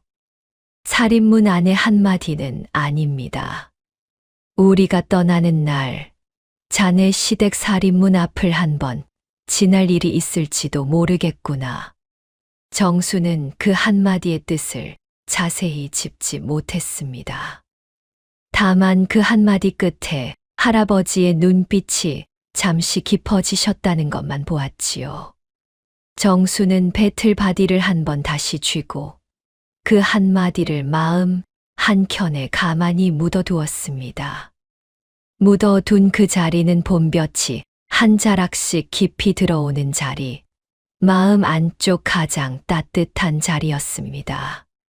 봄이 더 깊어지고 마당의 작약한 뿌리에서 새순이 한 자나 솟았습니다. 마을의 입은 점점 더 거칠어졌고 노부부의 발걸음은 점점 더 가벼워지셨지요. 그 두 가지 흐름이 한 살인문 안과 밖에서 나란히 흘러가고 있던 그 봄날의 어느 새벽, 마을 어귀 큰 길 너머로부터 한 가지 발걸음 소리가 천천히 다가오기 시작했습니다. 가마꾼의 발걸음이었습니다.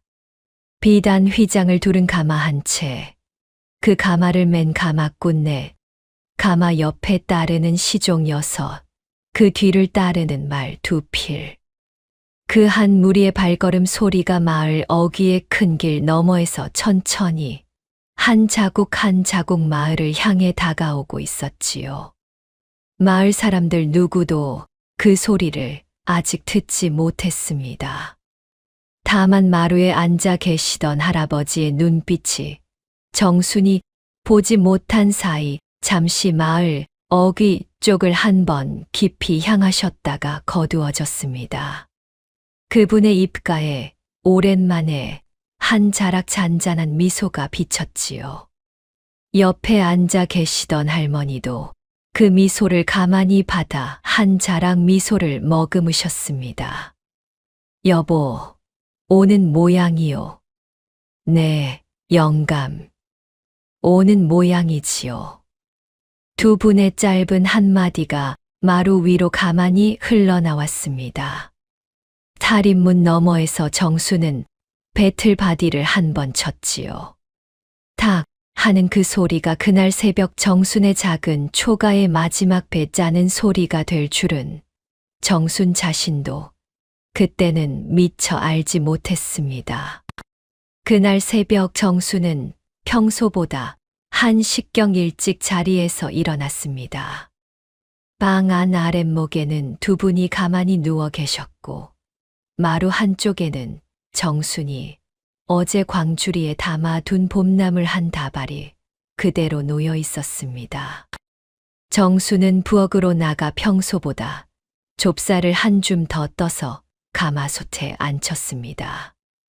그날따라 그렇게 하고 싶었지요. 두 분이 떠나신다는 그 닷새의 마지막 아침이 가까이 와 있다는 것을 정수는 어렴풋이 알고 있었습니다. 좁쌀죽이 끓어오르는 그 시각, 마을 어귀 큰 길에서 한 가지 소리가 천천히 다가오기 시작했습니다. 탁, 탁, 탁. 가마꾼의 집신 소리. 그 뒤를 따르는 시종들의 발걸음, 그 뒤를 따르는 말발굽의 무거운 울림. 마을 안쪽 우물가의 사람들이 그 소리를 가장 먼저 듣고 살인문 밖으로 한둘씩 고개를 내밀었지요. 저게 무엇이지요? 아침에 비단 가마라니 우리 마을에 그런 분이 오실 일이 있는가? 가마꾼 발걸음이 한 자가 넘는구나. 양반대 가마지. 휘장이 진남색이로구나. 진남색 휘장은 정승대 휘장이라네. 마을 사람들의 입에서 짧은 한마디씩이 살인문 너머로 새어 나왔습니다. 마을 어귀 길의 사람들이 하나둘 모이기 시작했고 마을 안쪽 사랑채마다 사람들이 옷고름을 매며 뛰어나왔지요. 어른 아이 할 것 없이 마을 한 골목이 그 한 무리의 가마 앞에서 멎어 섰습니다. 진남색 비단 휘장을 두른 가마 한 채. 그 가마를 앞뒤로 매는 가마꾼네, 옆을 따르는 시종 6, 그 뒤를 따르는 말 2필. 한 무리가 마을 어귀에서 천천히 마을 안쪽으로 들어왔습니다. 가마꾼들의 발걸음이 한 자국씩 더 깊어지더니 마을 안쪽 김씨 집안의 살인문 앞에서 가마가 멎었습니다. 가마가 멎고 가마꾼이 무릎을 꿇었습니다. 마을 사람들의 입에서 짧은 숨이 한꺼번에 새어 나왔지요. 우리 마을의 김진사댁 살인문 앞이 아닌가. 왜 김진사댁 살인문 앞에서 가마가 멎느냐.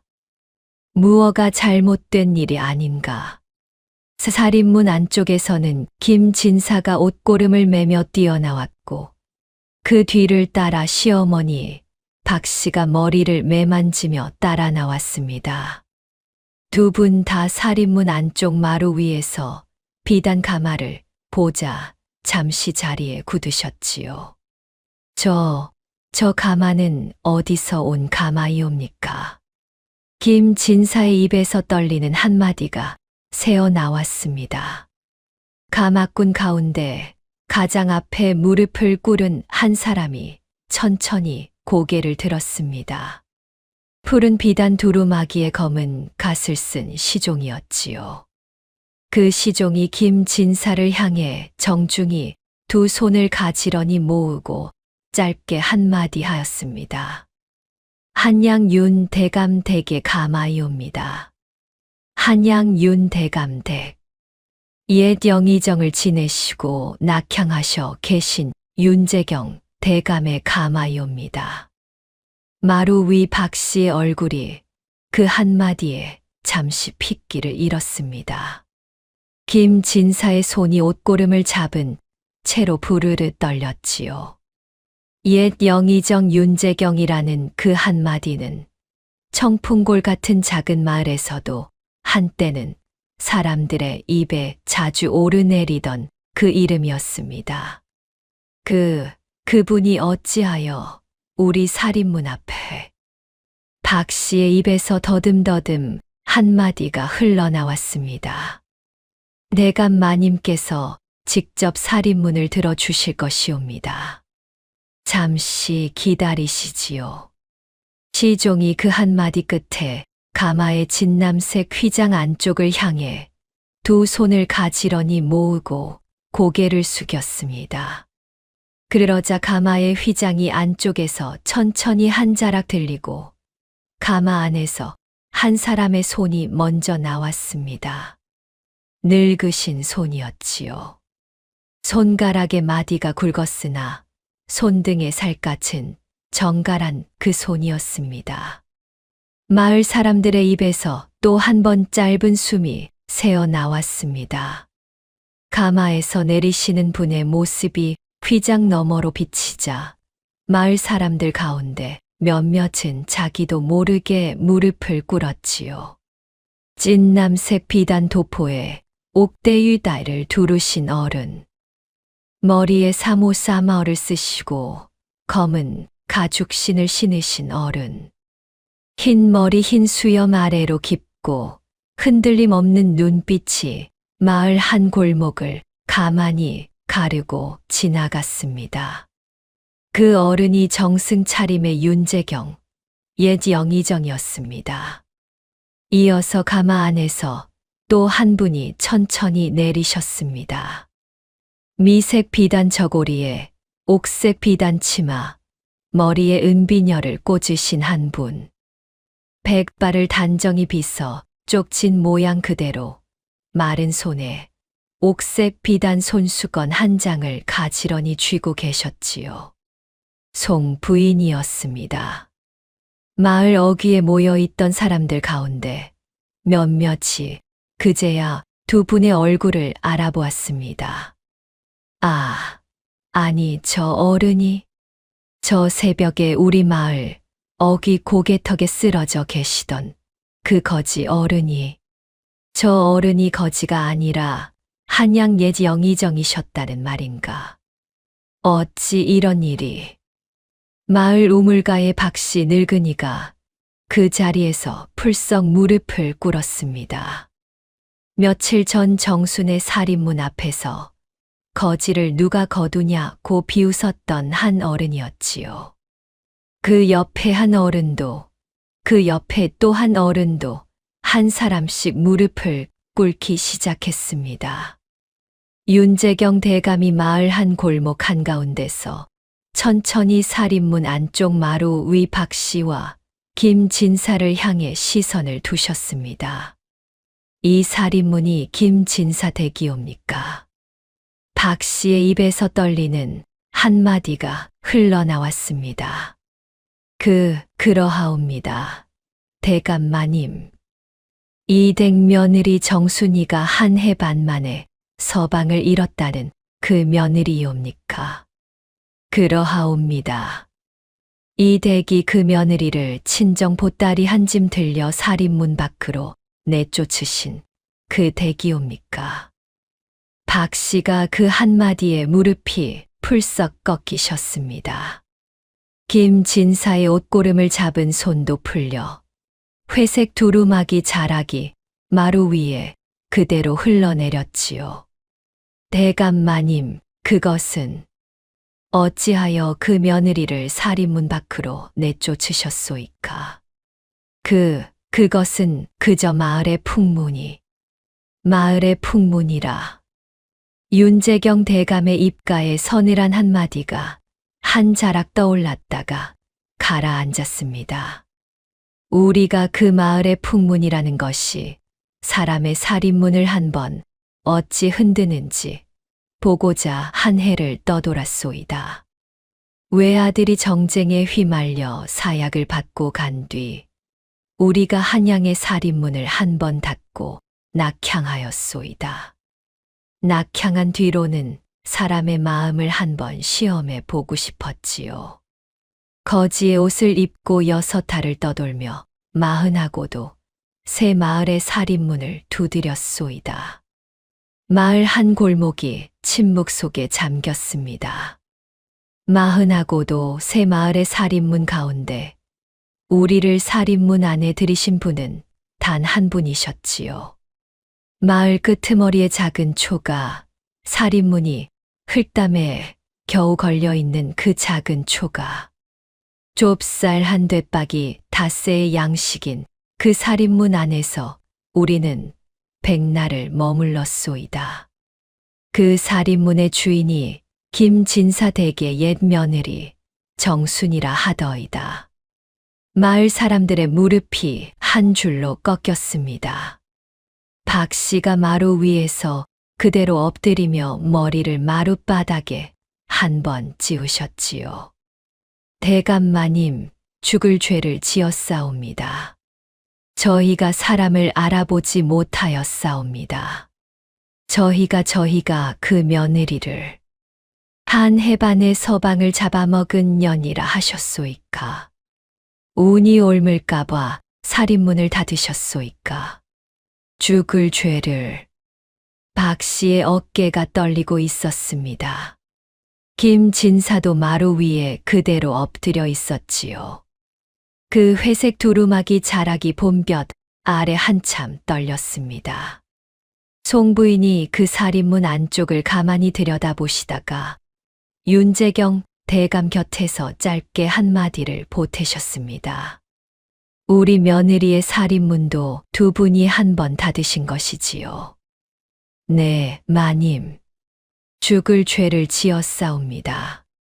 우리는 자네 살인문에서 백날을 신세 진 손님으로서 자네에게 한 가지를 묻고자 하오. 자네가 그 며느리를 살인문 안으로 다시 부르실 마음은 있으시오.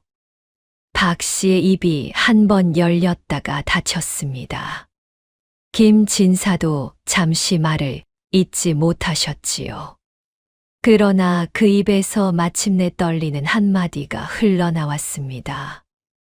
부르고 싶사옵니다, 마님.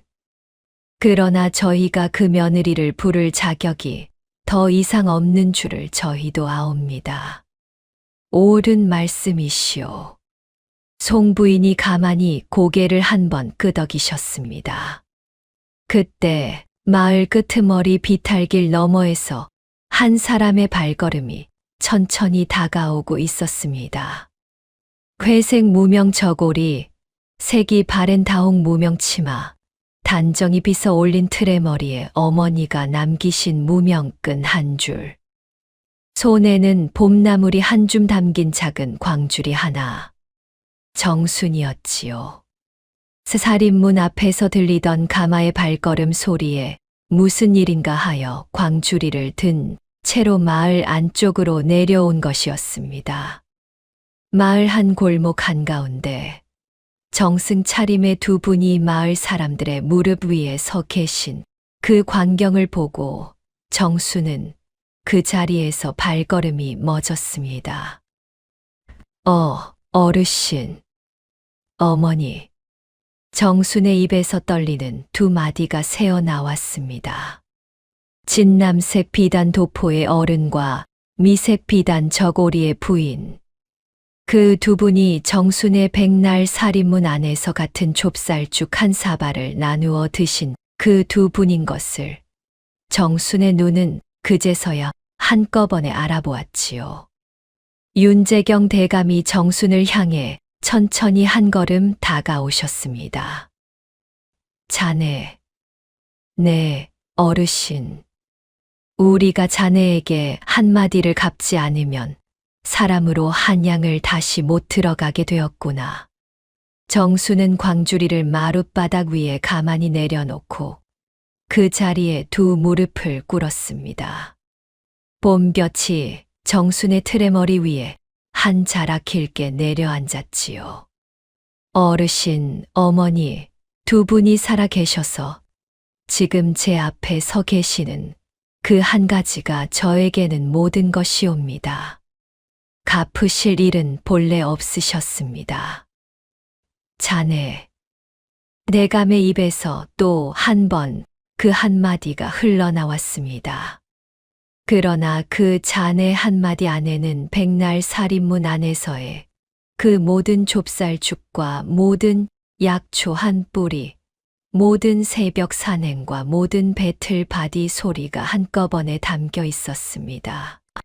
정순도 그 한마디의 무게를 그제야 모두 알아챘지요. 봄볕 아래 마을 한 골목, 두 분의 정승 차림 앞에서 정순의 무릎이 닿은 자리. 그 자리가 정순의 평생의 한 매듭이 풀리는 자리가 되어 가고 있었습니다.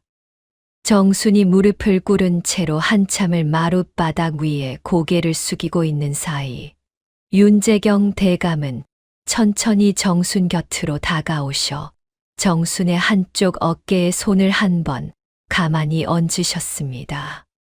자네, 일어서시지요. 어르신, 저는 두 분 앞에 무릎이 더 어울리는 사람이옵니다. 무릎은 우리가 자네 살인문 안에 들었을 때 우리가 꿇은 자리이지 자네가 우리에게 꿇을 자리가 아니다. 자네는 일어서서 우리 앞에 마주서야 하는 사람이지. 송부인도 정순의 다른 한 손을 가만히 잡으시고 천천히 일으켜 세우셨습니다. 봄볕 아래 정순이 천천히 일어섰을 때 두 분의 비단 차림 곁에 색이 바랜 다홍 무명 치마와 회색 무명 저고리가 나란히 섰지요. 그 모양이 마치 한 식구의 새 자리처럼 보이는 그런 봄날의 한 골목이었습니다. 윤재경 대감이 마을 사람들 한가운데서 천천히 입을 여셨습니다. 마을 어른들께 우리가 한마디를 더 보태야겠소이다. 마을 사람들이 일제히 무릎을 꿇은 채로 고개를 한층 더 깊이 숙였습니다. 우리는 한 해 전 외아들 윤도현을 정쟁에 잃었소이다. 그 아이 하나를 가슴에 묻고 한양 살인문을 닫고 낙향한 늙은 두 사람이지요. 한양 살인문을 닫고 떠나며 우리는 한 가지를 마음에 두었소이다. 사람의 마음이 어디에 남아 있는지를 한번 우리 두 발로 짚어 보고 싶었지요. 그래서 거지 옷을 입고 마흔하고도 새 마을의 살인문을 두드린 것이외다. 마을 사람들의 어깨가 한 번 더 떨렸습니다. 마흔하고도 새 마을 가운데 우리를 거두신 분은 한 분이셨소이다.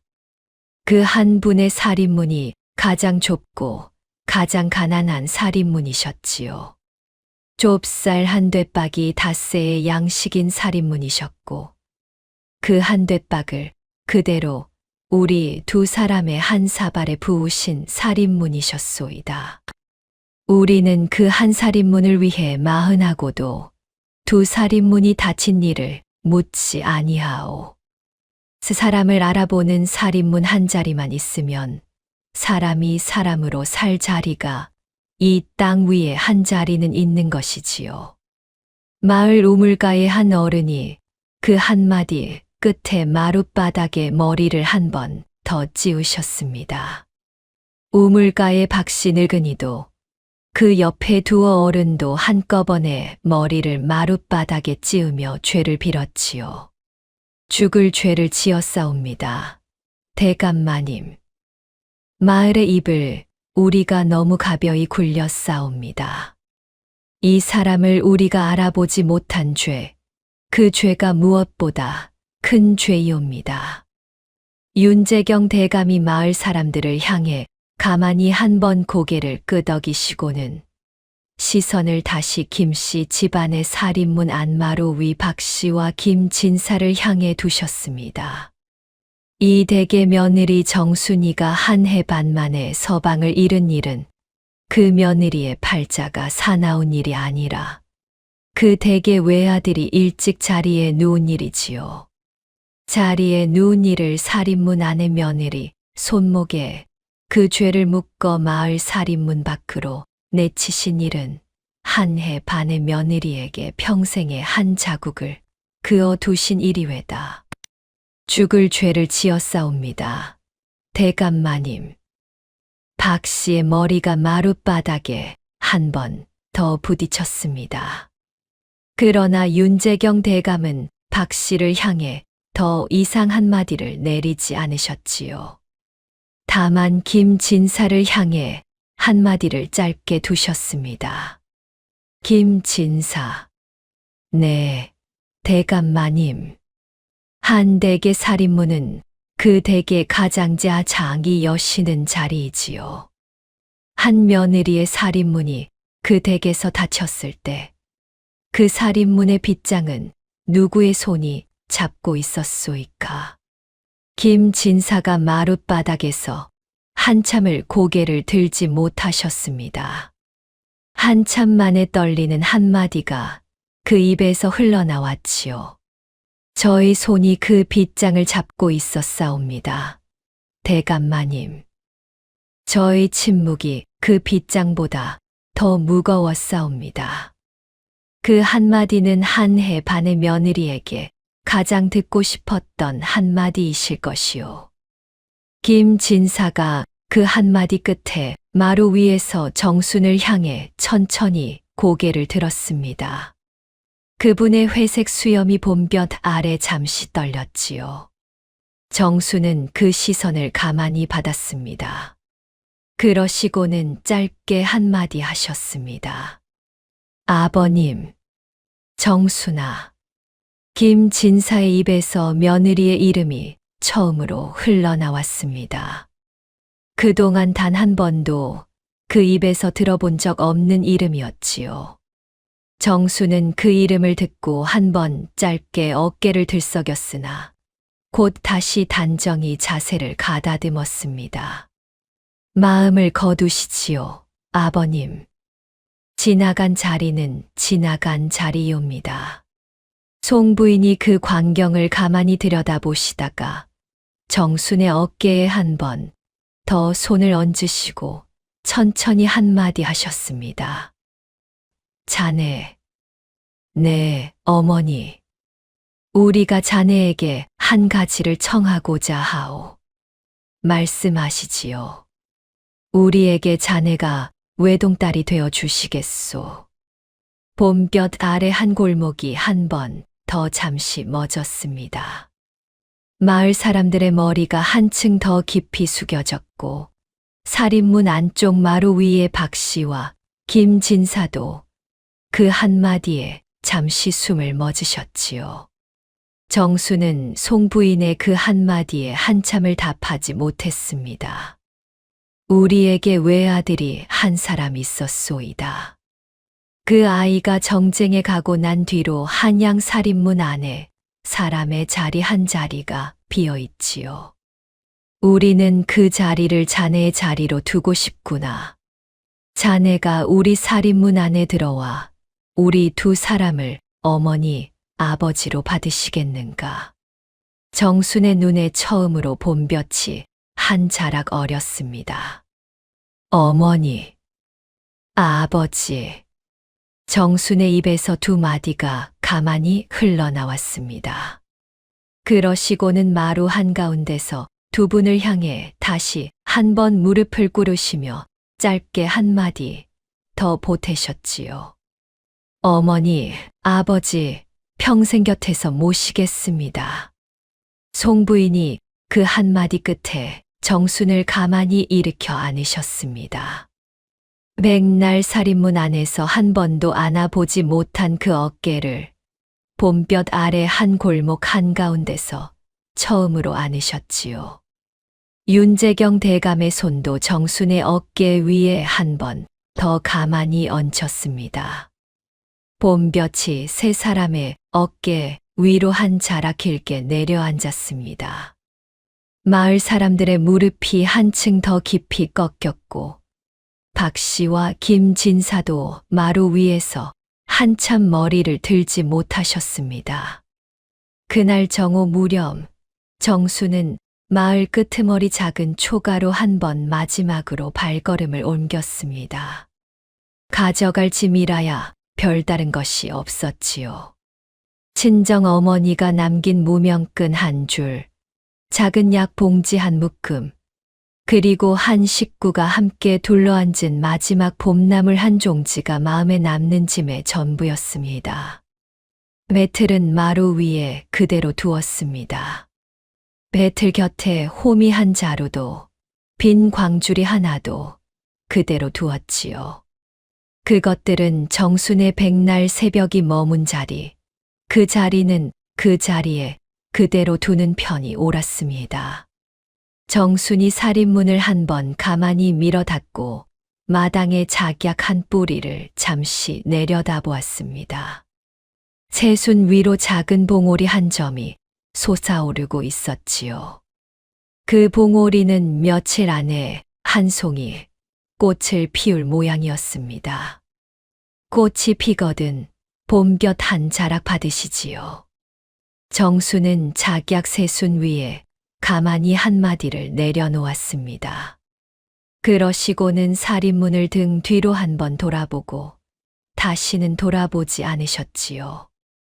마을 어귀에 비단 가마 한 채가 다시 멎어 서 있었습니다. 윤재경 대감과 송부인이 가마 옆에 서 계셨고 시종들이 정순의 머리에 옥잠 하나를 가만히 꽂아드렸습니다. 어머니가 남기신 무명끈은 그대로 손목에 한 번 감아 매었지요. 틀의 머리 위에 옥잠 하나, 손목에 무명끈 한 줄. 이 두 가지가 정순의 새 매무새가 되었습니다. 자네, 가마에 오르시지요. 어르신, 두 분이 먼저 오르시지요. 저는 가마 옆을 따라 걸어가도 좋습니다. 외동딸이 아비 어미와 함께 가마에 오르는 것이 한양길의 법도이지. 네, 아버님. 송부인이 정순의 손을 잡고 가마 안으로 가만히 이끄셨습니다. 가마의 진남색 휘장이 한 번 흔들렸다가 가라앉았지요. 가마꾼들이 한 번 더 무릎을 꿇었다가 일어섰고 한 무리의 발걸음이 천천히 마을 어귀를 떠나기 시작했습니다. 마을 사람들이 길 양옆에 무릎을 꿇은 채로 가마가 지나가는 모습을 지켜보았습니다.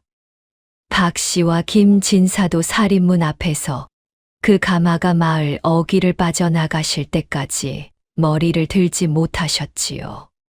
정수는 가마 안에서 가마 휘장을 한 번 살짝 들어 마을 끄트머리 비탈을 한 번만 돌아보았습니다. 비탈 위 작은 초가 한 채. 살인문 흙담에 겨우 걸려있는 그 살인문. 마당 한 구석에 작약 새순 한 뿌리. 마루 위에 그대로 두고 온 배틀 한 자리. 정순의 백날 살인문 안에 그 모든 자리가 봄볕 아래 가만히 멀어지고 있었습니다. 잘 있거라, 내 살인문아. 정순의 입에서 짧은 한마디가 가만히 흘러나왔습니다. 곁에 앉아 계시던 송부인이 정순의 손을 한 번 더 가만히 잡으셨지요. 내 살인문은 내 마음 안에 그대로 있는 게다. 한양에서도 그 살인문은 내 안에 그대로 열려 있을 게다. 네, 어머니. 가마의 휘장이 한 번 더 가라앉았고 가마꾼의 발걸음이 마을 어귀 큰 소나무를 지나 한양 쪽 큰 길로 한 자국 한 자국 옮겨갔습니다.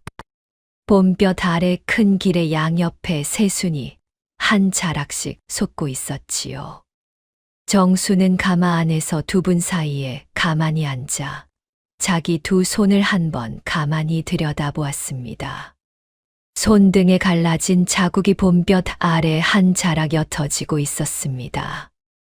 그 한 자국 옅어지는 자국 안에 정순이 한 해 반에 잃은 서방의 자리, 친정 부모의 자리, 시댁 살인문의 자리, 마을 우물가의 자리, 마을 끄트머리 작은 초가의 자리가 한꺼번에 가만히 가라앉아 있었지요. 그 모든 자리가 가라앉은 그 손바닥 위에 봄볕 한 자락이 새 자리를 한 자락 새로 내려놓고 있었습니다.